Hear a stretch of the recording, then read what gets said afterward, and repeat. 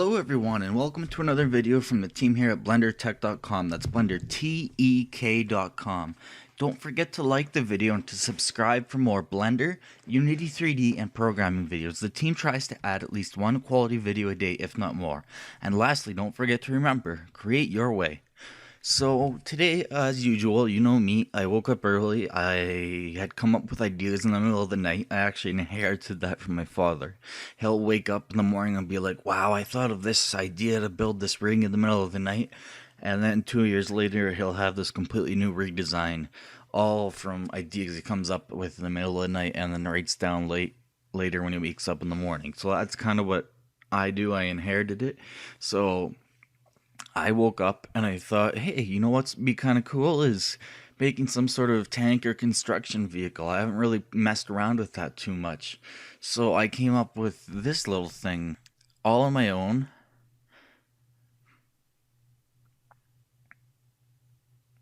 And there's a reason for that. It's actually playing in reverse. I looked on YouTube, obviously. The first thing I would do is, and then I looked up, how to make tank treads, how to make a crawler vehicle in Blender and whatever. And I downloaded a few and I watched them, but they weren't the clearest, they weren't the greatest. They got the job done. I downloaded some that were years old. I downloaded some that were just a few months old, but none of them were really all that clear in how to actually make the treads, and they weren't very clear at all on how to use an array and modifier and a bezier curve to very quickly create the shape. And then when it came to rigging them, that's where there's really very, very little information on this. So I'm going to show you how to create the tank tread, how to array it around a bezier curve, and I don't know, I might split it up into part 2 for time's sake, but then I'm going to show you how to rig it so that it rolls along your bezier curve. So anyways, I'm going to stop this and let's start a new Blender file. Just going to close that one since it's saved. Oh, it doesn't even open a new one. Perfect. So, to get started, I'm going to make sure I have screencast keys on this time. We are just going to add, well, should we start with the bezier curve? Because not a lot of people know how curves work. Let's start with the bezier curve. So, you want to make sure you start at the center for absolutely everything here. So, the first thing we're going to do is we're just going to add in a curve bezier. Now, there's not a lot to this. You'll see it's just kind of a blah line. That's what a bezier curve does at stock. So the first thing I always do when I'm making curves is I create a second one. I go to curve and I just make a circle and I scale it way, way, way, way down. Like that much, and then scale it like that. Like usually I go 0.1 and then 0.1. So I scale it down to 1%. That way, I go back to my bezier curve. Let's call the bezier curve treads, or tread curve. Go to the curves tab that looks like this little weird necklace thing, and under bevel object, choose bezier circle. So now you can kind of see what your curve is doing without having to just look at the black line. I find this helps. You don't have to do that, but I find it helps. You can see that my circle is still a little bit too big, so I'm going to resize it just a little bit more. It's just a visual reference for me. And then next, you go into your bezier curve and you go edit. And the first thing I always do is turn off the normals because I find they just get in the way. And then what I do is the one that's completely straight, this one right here, I leave that completely alone because I know it's at a perfect 90-degree angle to everything. From front view and top view, it's perfect 90 degrees. So I just leave that there. I take the second one and I delete it. Oh, come on. So it's completely gone. We don't have a curve anymore, but we're going to fix that. This is just how I start to keep things nice and straight and easy. So now I'm going to scale this down because I like working with a lot smaller handle sizes. And this circle here, if we go back into object mode, this circle, we can send it off to another layer. It doesn't matter where it is. It's still going to operate on our Bezier curve. So back on our Bezier curve, remember I said your origin has to be at the center. So make sure that you move that back to the center.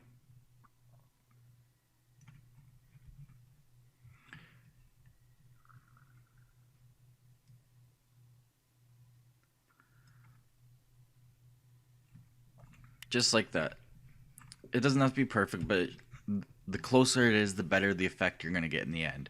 But anyways, then what I do is I simply just duplicate my handle right here, Control D, and then I duplicate it in the Y direction, no, Z, X, sorry, X direction. Oh, I don't have snapping on. With increment snapping on, that is, I take it and I extrude it in the X direction 1 unit. And then I do the same on the other side. I extrude it holding down Control 1 unit. So now we have a nice straight line. That is the start of our curve. And it's really going to be as simple as that. So in front view now, all we need to do is create the shape of our tracks. This can be any shape. You can load up a background image of a tank and you can outline that. Whatever makes it easy. But I'm just going to freestyle it this time, just to make it nice and fast, but you can play with it later. So I just extrude 1 more unit, maybe. Nah, we will zoom in. Ooh, I need to turn on subdivisions. So let's subdivide it 2, 3, 4 times. So then I'm going to take this and I'm going to duplicate it again. I'm going to go over 1, 2, 3, 4, 5, 6, 7, 8. And I'm going to go down 1, 2, 3, 4, 5, 6, 7, 8. Why did that not fill in? That's extremely weird. Well, you can select 2 and you can always hit F and that will fill them. Now you can see that they're at a weird angle. So what you have to do is in front view, in front view, you have to rotate the handles until you get a nice curve going. And then you want this one to rotate 90 degrees, negative 90 in this case, so that it's straight up and down.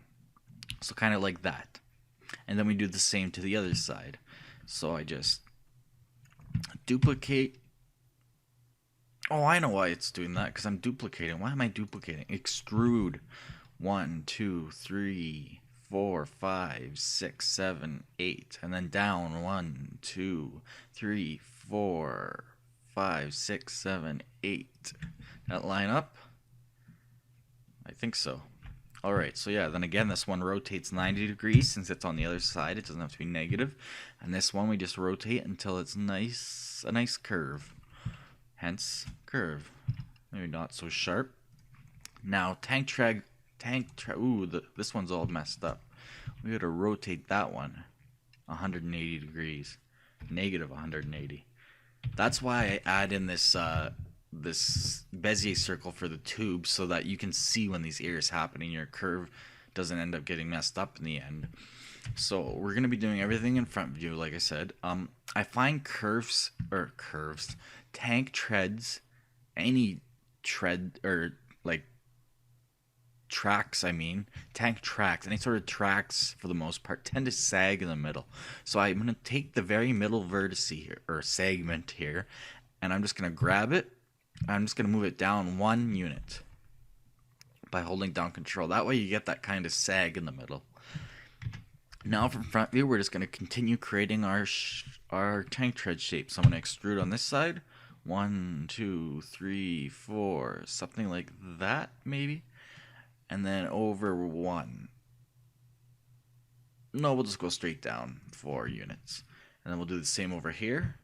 Shift R to repeat.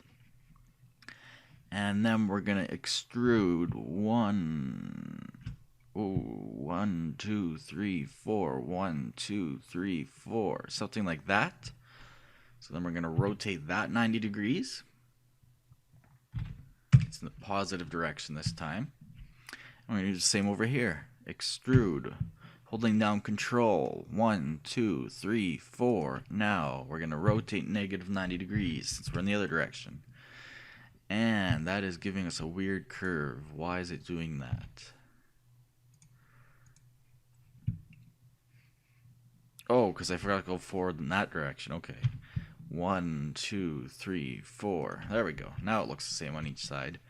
Now I just extrude and go right to the middle so it's lined up with that one, and then I select both of these and hit F to fill, and now we have a perfectly straight little kind of tank shape.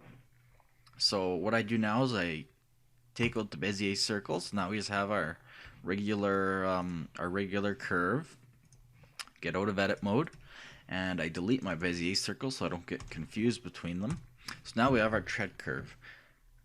Now at any time you can scale this up and down as long as, like I said, that the axis point starts up here, extremely close to where you're going to be starting your treads at. So that is very important to take note of. The Bezier circle's origin has to be right there, or Bezier curve origin has to be right there, and your tread has to be right. Your tread's origin has to be right there. God, I should not record videos when I wake up early. I can't talk, I can't think, nothing. So in top view, actually it doesn't really matter. I'm just gonna add. We're gonna start with a simple cube. Way too big, obviously, but we're gonna call this tread. So I'm going to make this very basic, but this is where you can get very creative. You can see from my other design how creative I got with it. Oh, my 3D cursor is not where it's supposed to be. Undo that. We want to move our 3D cursor back to center so that our cube's origin point is at the same origin point as our Bezier curve. Remember I said that's important. Remember I said I shouldn't record videos in the morning? Yeah, this is why. So I'm going to add in a cube again and scale it way, way, way down. Something like that. And then we're going to go into edit mode, and we're just going to start playing with the faces. I'm going to use the manipulators here just to make it kind of fun and fast. And this is where you just get really, really, really creative. I'm only going to do half. We're going to throw a mirror modifier on it after. So in top view, oh, I did this all backwards, didn't I? I did. That's okay. We'll just mirror it the other way. We want to pull it over the halfway point. Let's add the mirror modifier now so that we can kind of see what happens. So in your modifiers panel, just add a mirror modifier. And it's not going to be in the X, it's going to be in the Y direction for once. Turn on clipping and then put those faces back together. And then obviously a tank tread is a little bit wider than that, so go out like that. And like I said, this is where you can just get really creative, you know. Maybe push it in like that, maybe push that in a little bit.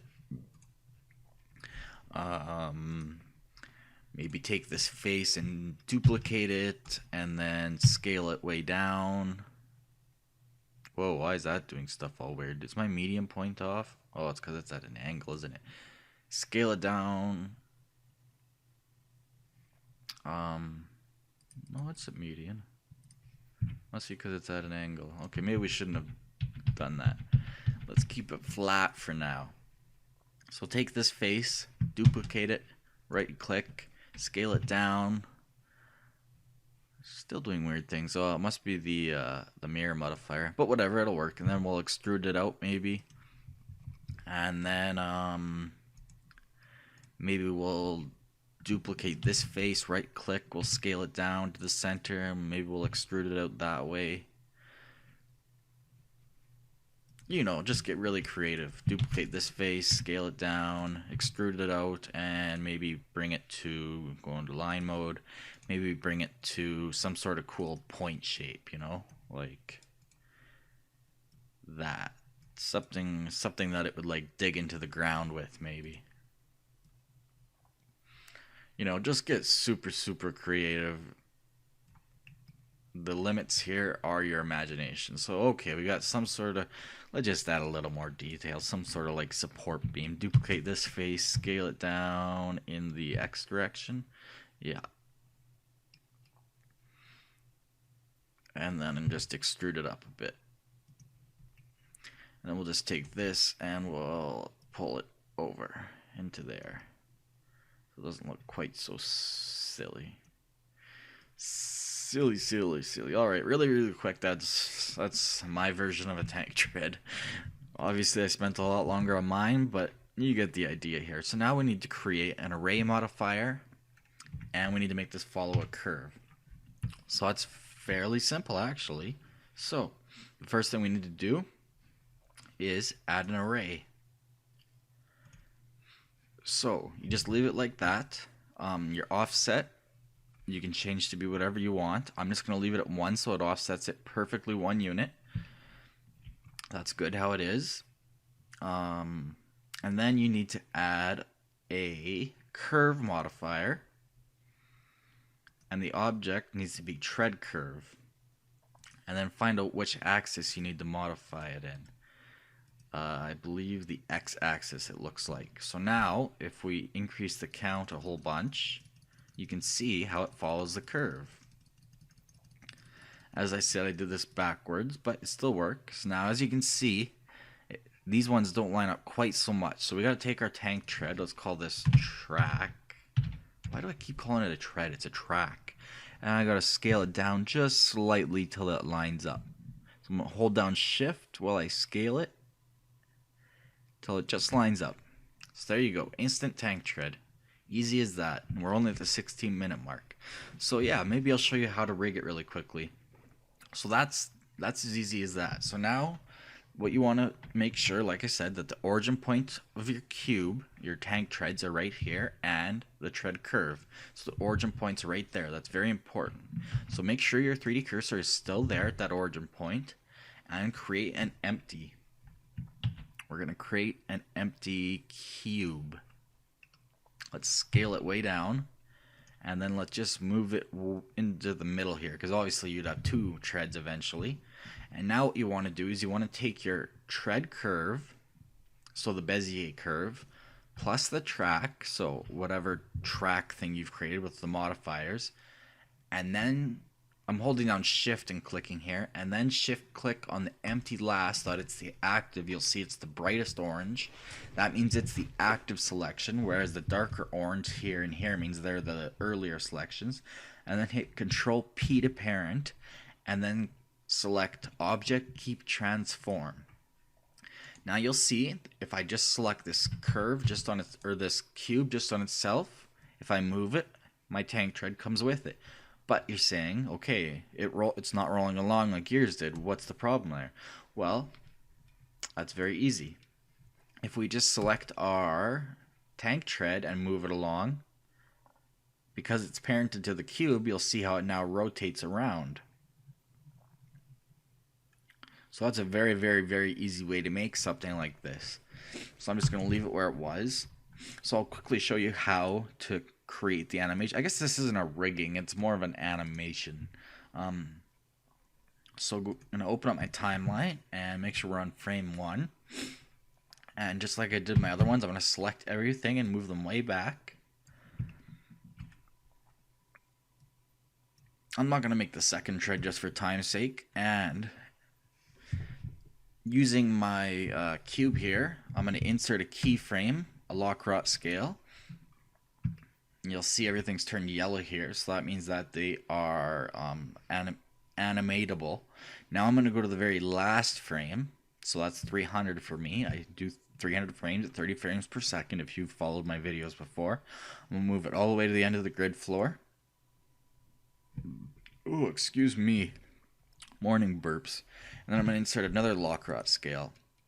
So if we go back to frame 1 and hit play, you'll see it moving along, but the tank tread isn't spinning. So that's step 2. So let's go back to frame 1. Make sure you're on frame 1, otherwise things are going to look funny. Now instead of choosing the cube, this time choose the tread, not the curve. Why do I keep saying tread?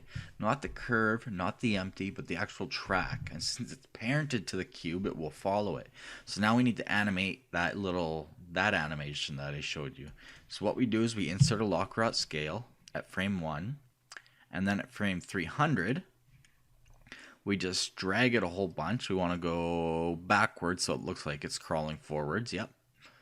We'll go backwards about to where we started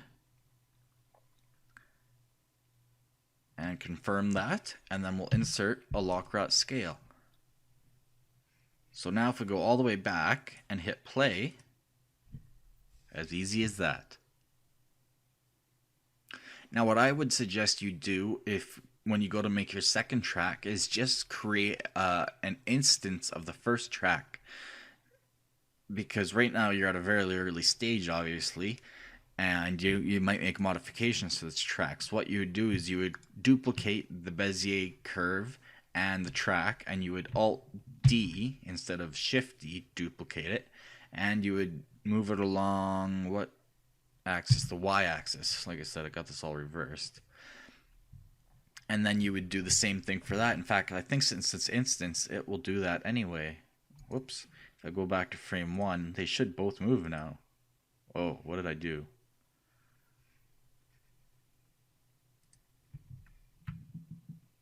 Oh, I duplicated the curve. I thought I duplicated the track. Oh, it just didn't move. Okay, so I'll move it over there. So now if I hit play, no, you have to animate them manually. Yeah, okay, but anyways, you get the point. So that's basically how it's done. So I think that's a lot clearer than a lot of the videos out there. I hope this teaches you how to make some treads and some cool things. If you make some cool treads, show me, because you can get really cool, interesting effects by making this really mechanical looking thing. I will open up mine again really quickly. Just this one that I spent, I don't know, maybe a half hour to an hour on last night. The hull was just to make it look like something. It's the treads that I was really focusing on. You can see how I just created this really mechanical kind of sharp looking thing, and I left the spots for the cogs to go into, the drive wheels. So that'll be the next step, and yeah, it's really just as simple as that. I think it looks pretty cool. And I think this is a lot simpler than most other videos that I watched. So that is that, guys. Thanks for watching from the team here at BlenderTech.com. Again, that's BlenderTech.com. If you enjoyed this video and learned something, please like it. And don't forget to subscribe for more Blender, Unity 3D, programming videos, Photoshop, whatever. We now offer hard copies of our videos. If you'd like a copy to download onto your computer to watch later, just let us know and we'll upload it to our server. If you dislike this video for some reason, don't just leave. Instead, leave a comment or email the team at info@blendertech.com about what you did not like. We also take requests for tutorials, so let us know what you'd like to see or what you want more content of. So anyways, see you next time, and remember, create your way.